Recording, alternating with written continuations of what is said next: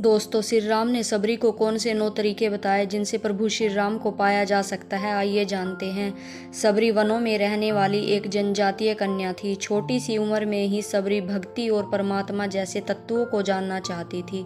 वनवासी होने के कारण सबरी के कुल में पशुओं का शिकार करना आम था, पर सबरी पशु हत्या के विरुद्ध थी। कहा जाता है कि इसी कारण उन्होंने अपने परिवार का भी त्याग किया और गुरु की खोज में निकल गई।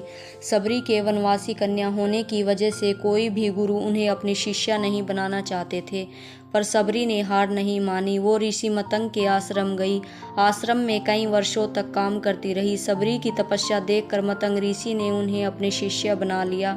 एक दिन मतंग ऋषि ने सबरी को बुलाया और कहा कि वो अब बूढ़े हो गए हैं, अब वो जल्द ही अपना शरीर छोड़ देंगे। ऋषि ने कहा कि सबरी बहुत भाग्यशाली थी, सबरी से मिलने प्रभु श्री राम खुद आएंगे। मतंग ऋषि ने सबरी को श्री राम का इंतजार करने को कहा।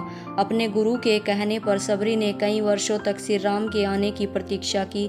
सबरी हर रोज अपनी झोपड़ी और आसपास की सफाई करती और श्री राम के लिए मीठे बेर तोड़ कर रखती और झोपड़ी के बाहर बैठी श्री राम के आने की प्रतीक्षा करती थी। एक दिन सबरी की प्रतीक्षा पूरी हुई और श्री राम सबरी के आश्रम पर गए।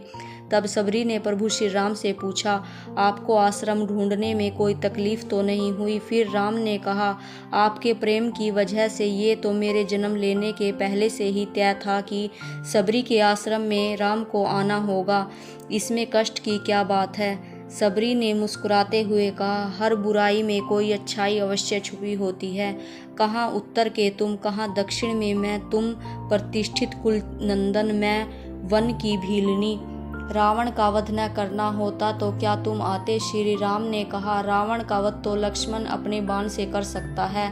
हजारों कोस चलकर राम तुम्ही से मिलने आया है। राम ने सबरी के झूठे बेर खाए। उन बेरों से स्वादिष्ट संसार में उनके लिए कुछ भी नहीं था। श्री राम ने सबरी को नव भक्ति गूढ़ रहस्य भी बताया था। नव भक्ति यानी वो 9 तरीके जिससे भक्त अपने प्रभु को आसानी से पा सकता है।